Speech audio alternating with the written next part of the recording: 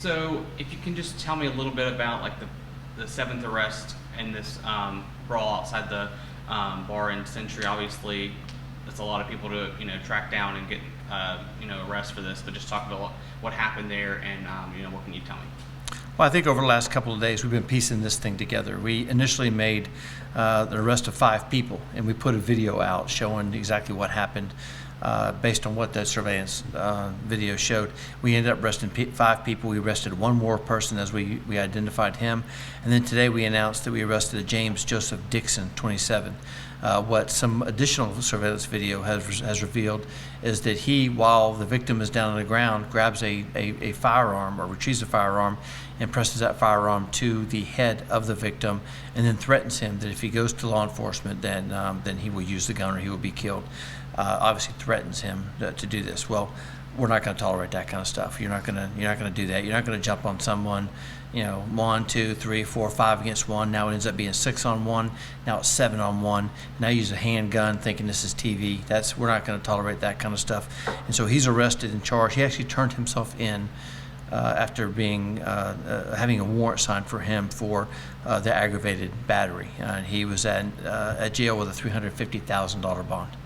On the arrest report for a lot of these individuals, it says that they are documented criminal members of the outlaw biker club group. Have you guys had problems with them in the past, and is this something that you guys are kind of keeping tabs on now that this has happened? We keep tabs on a lot of people. We kept tabs on a lot of people before this happened. This happened to have happened at a bar called Odom's Bar and Package, which is located up in Century. We are very aware of what's taking place at Odom's Bar in Century. This took place. We've been investigating it.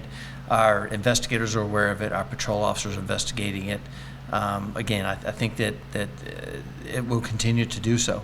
Many times we're aware of people that are affiliated with a group or a club, but they don't do anything illegal. They enjoy their own company, and they don't cause any problems. But when they do, and they violate the law, especially when you attack someone 7 against 1, then we're going to take action and we're going to arrest you for that. Obviously, you keep tabs on like criminal gangs, like not biker gangs, but other things like that. Is this something that you guys, like whenever you arrest somebody and you realize that they're affiliated with this gang, and do you just like kind of write it down as like, hey, this is for next time, and kind of keep track of that? How does that work? If you could go into that a little bit.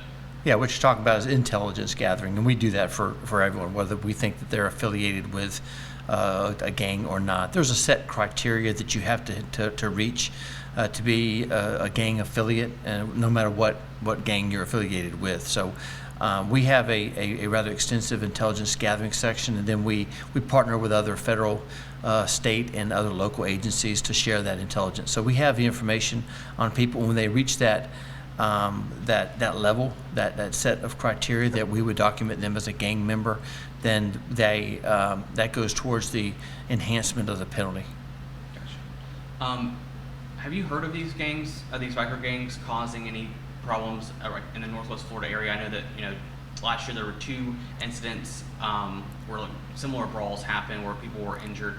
And what do you guys do to try to combat this, if anything? Well, I mean, fights happen at bars. That's a reality, and I can't pin everything that happens on one gang or 2 or 3 gangs. What we do basically is what we do for everyone else. If you're obeying the law and you're doing what you should be doing, you don't have any concerns about the Escambia County Sheriff's Office.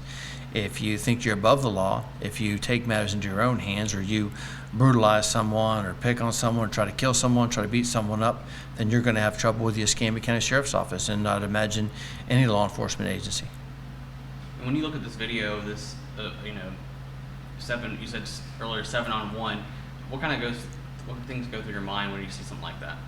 I think a lot of law enforcement officers get into the field because they want to defend people from bullies. They want to do what is right and make sure that those that need help can get the help. And in this situation, as you're watching it, you're just wonder why. Why did you have to do that? Why do you have to, when a man's down, why do you have to, in some case, kick him? In this case, they really did kick him, and then the report is that they choked him, and then they used a handgun to threaten him further.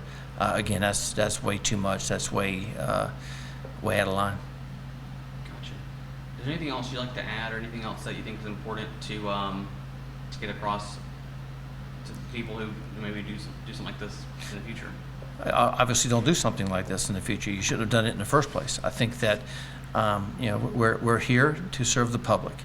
The Escambia County residents are who we're here for.